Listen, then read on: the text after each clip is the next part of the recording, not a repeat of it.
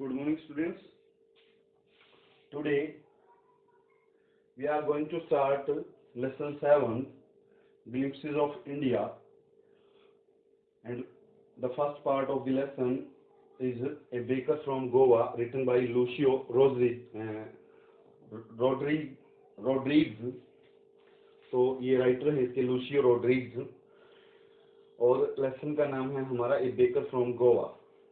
Lesson है glimpses of India, इसका ये पार्ट है, first part a baker from Goa. So before going to start the lesson we will discuss some words meaning. Traditional होता है परंपरागत, baker होता है नानबाई, रेमिनिशिंग याद करना, नॉस्टैल्जिकली गहरे लगाव से, लॉव्स होता है पाव रोटी, ठीक है, जैसे डबल रोटी है उसको कई जगह पे पाव बोला जाता है। वेनिस्ड होता है लुप्त हो गए। आगे बढ़ते हैं।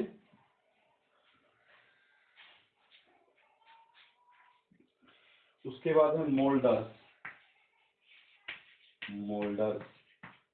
मोल्डर्स होता है सांचा या ढांचा, ठीक है, सांचे या फिर ढांचे, ठीक है। उसके बाद है फर्नेसिस होता है भट्टियां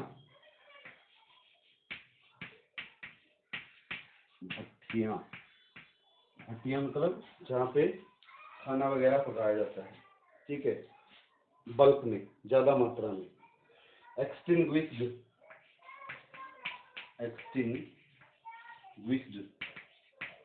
क्या होता है? एक्सटिंग्विश्ड होता है बुझाना, ठीक है।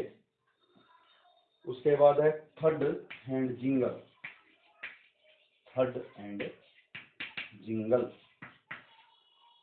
थर्ड है कुछ गिरने की आवाज। थर्ड जो होता है वो होता है गिरने की आवाज, और जिंगल क्या होता है? जिंगल होता है छनछनाहट,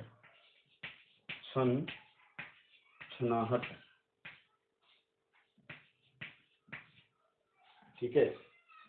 तो आज के लिए वर्ड्स मीनिंग में इतना ही, बाकी हम नेक्स्ट लेक्चर में करेंगे वर्ड्स मीनिंग। अब चलते हैं लेसन की तरफ। लेसन क्या कहता है, किस बारे में है? वैसे तो टाइटल से क्लियर हो गया है कि ये बेकर के बारे में है। बेकर जो है वो नानबाई होते थे। तो this is a pen portrait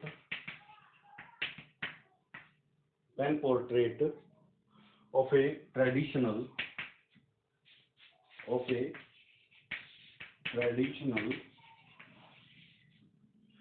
Goan village baker who still has an important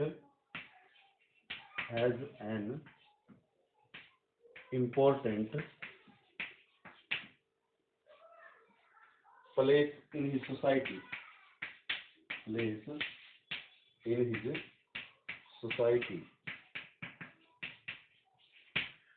ठीक है। तो this is a pen portrait. ये क्या है? एक कलम चित्रण है। कलम चित्रण मतलब शब्दों के द्वारा चित्रण किया गया है। पेन पोर्ट्रेट कलम चित्रण, ये एक कलम चित्रण है किसका? Of A traditional Goan village baker, जो एक परंपरागत गोवा के गांव का नानबाई है। बेकर क्या होता है? नानबाई, और गोवन गोवा का, और विलेज गांव, ट्रेडिशनल परंपरागत। तो यह एक कलम चित्रण है किसका? एक परंपरागत गोवा के गांव का नानबाई का। Who still has an important place in his society, कि उसका ऐसे व्यक्ति का ये चित्रण है, कौन से का, who still has an important place, जिसके पास अभी भी या जिसका अभी भी महत्वपूर्ण स्थान है, कहाँ पे, इन हिज सोसाइटी, उसके समाज में, ठीक है। तो उसके समाज में उसका अभी भी एक महत्वपूर्ण स्थान है। ये एक ऐसे नान बाई परंपरागत गांव का, जो गोवा के गांव का एक बेकर होता है, नान बाई होते हैं, एक इंडिविजुअल रूप से नहीं है, सभी बेकर, जो भी बेकर हैं उनके लिए है, ठीक है। तो उस बारे में ये लेसन है हमारा।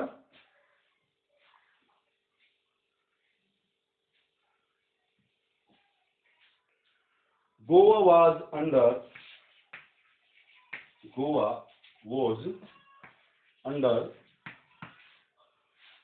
Portuguese rule,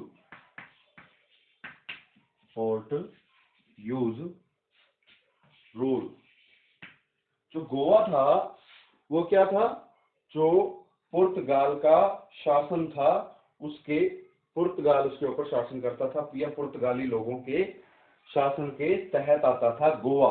क्या आता था, गोवा, सॉरी गोल्ड लिखा गया था ये, Goa was under Portuguese rule, Goa जो है वो क्या था, पुर्तगाल के शासन के अधीन था। In old Portuguese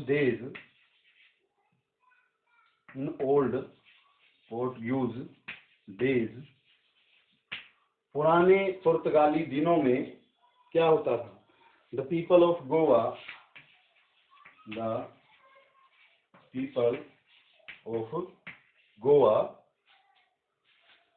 were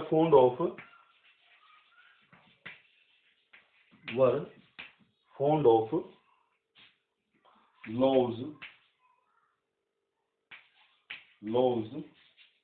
of bread, ठीक है। तो पुराने पुर्तगाली दिनों में लोग जो है किस चीज के आदी होते थे, शौकीन होते थे, लॉज ऑफ ब्रेड के, पाव रोटी के आदी होते थे, पाव रोटी के शौकीन होते थे, उसको खाना पसंद करते थे। These bakers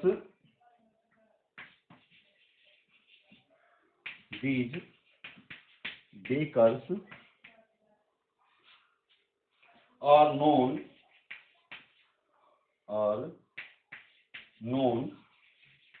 as पैडर, ठीक है। अब ये जो बेकर थे, ये जो नानबाई होते थे, जो इनको बनाते थे लॉज को, इन Goa even today,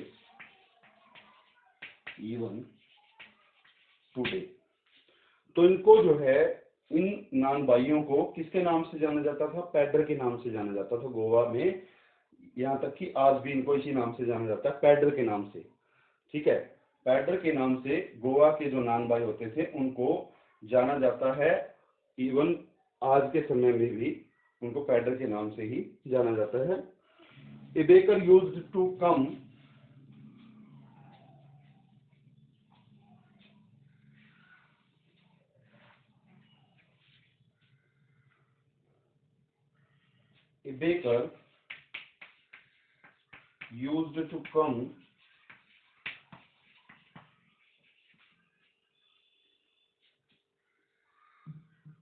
to the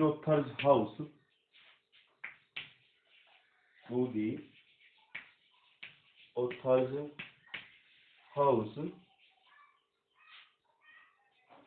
twice a day,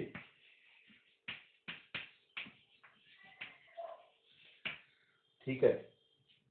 तो एक कोई भी बेकर जो था, नानबाई था, वो यूज्ड टू कम, वो आदि था या आता था, कब आता था, लेखक के घर पे, ट्वाइस ए डे, वो किसी के पर्टिकुलर घर पे नहीं जाता था, बेसिकली वो अपनी एक, उसके पास जो है बम्बू होता था, बम्बू, और उस बम्बू को वो जैसे नीचे धरती पे पटकता था, तो उससे एक छनछनाहट और जो कुछ गिरने की आवाज है वो साउंड पैदा होती थी, उसको सुनकर जो बेसिकली सभी लोग हैं वो गली में आ जाते थे, और उससे वो जो लव्स ऑफ ब्रेड है इस, या फिर बेंगल ब्रेड है, वो खरीदते थे।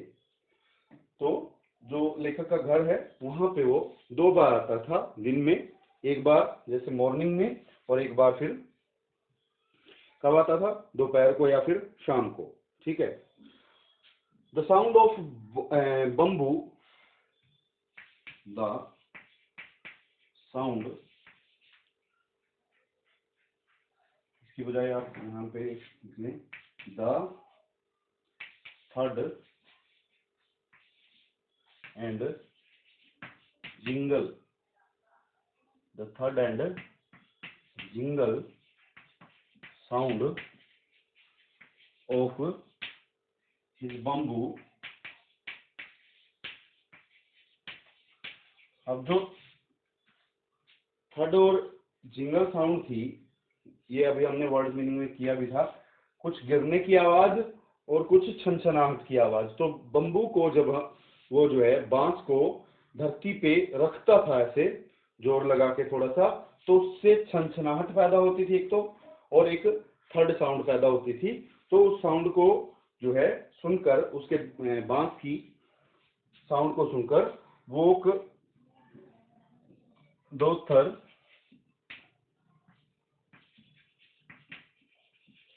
वोक अप, लेखक जो है वो जाग जाता था अपनी नींद से सुबह के time. And other from, and also others from sleep. तो नींद से जो है लेखक भी और बाकी जो दूसरे लोग होते थे वो सभी जो है उसके थर्ड और जिंगल साउंड से, उसके बांस की जो थर्ड और जिंगल साउंड होती थी उससे जो है लेखक भी और उस बाकी जो दूसरे लोग हैं वो भी अपनी नींद से जाग जाते थे, ऐसा कह रहा है लेखक। आगे चलते हैं।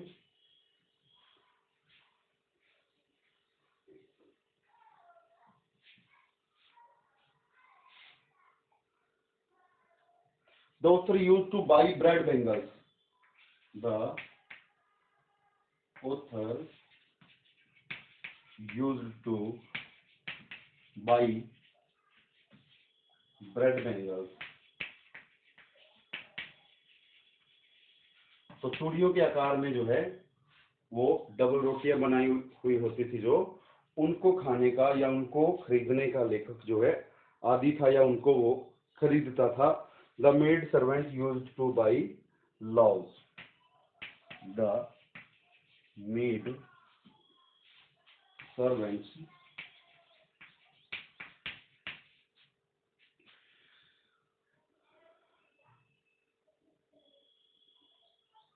used to buy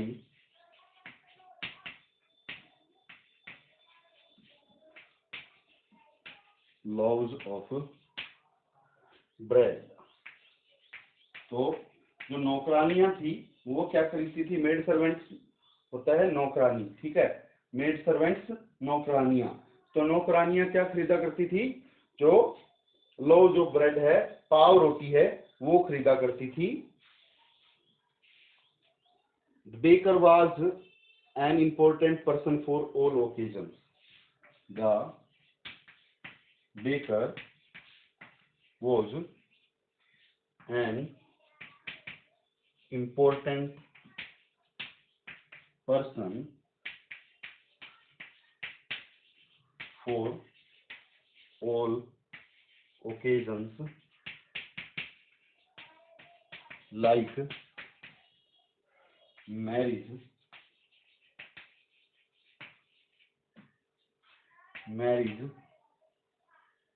parties, or any other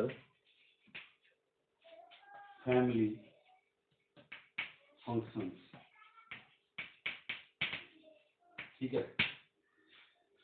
एक जो बेकर होता था, एक नानबाई जो होता था, वो एक महत्वपूर्ण व्यक्ति होता था सभी अवसरों के लिए।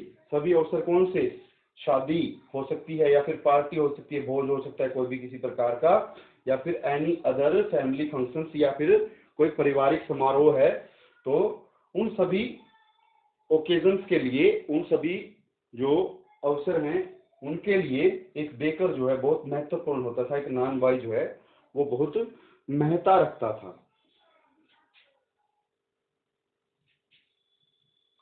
आगे चलते हैं।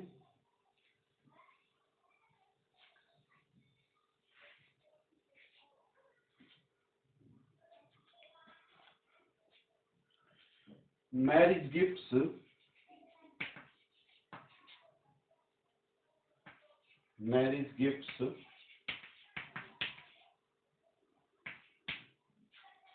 were considered meaningless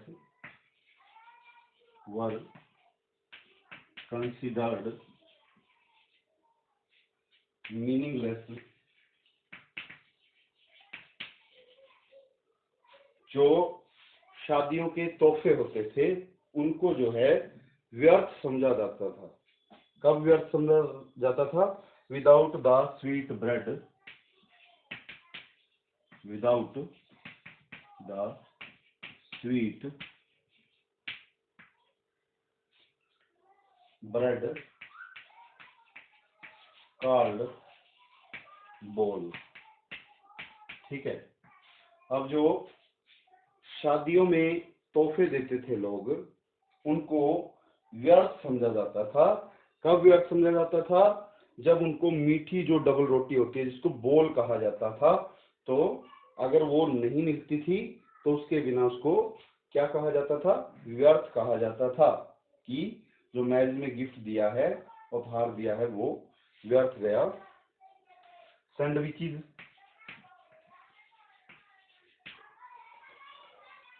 sandwiches, cakes and bowling halls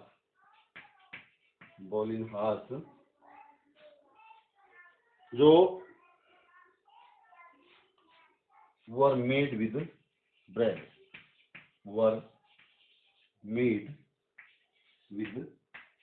the bread।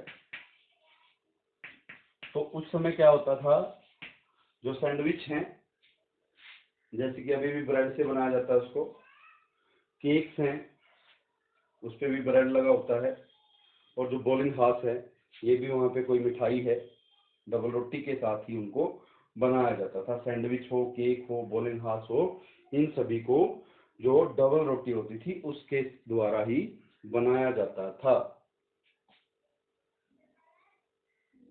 The baker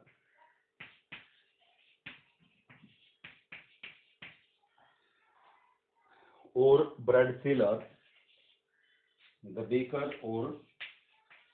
bread seller, जो नान बाई है या फिर डबल रोटी बेचने वाला है, वो had a peculiar dress,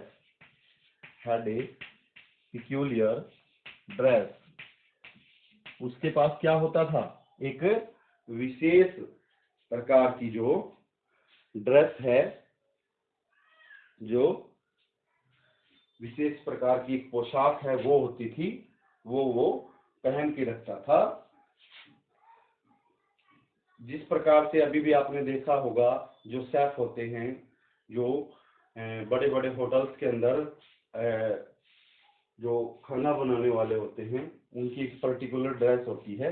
तो उसी प्रकार से जो नानबाई है या फिर ब्रेड सेलर है, जो डबल रोटी बेचने वाला व्यक्ति है, उसकी एक विशेष जो है पोशाक होती थी, जिस प्रकार से आज भी होती है। ठीक है। सो आज की वीडियो में इतना ही, या लेक्चर में इतना ही, बाकी हम नेक्स्ट लेक्चर में करेंगे। सो आज के लिए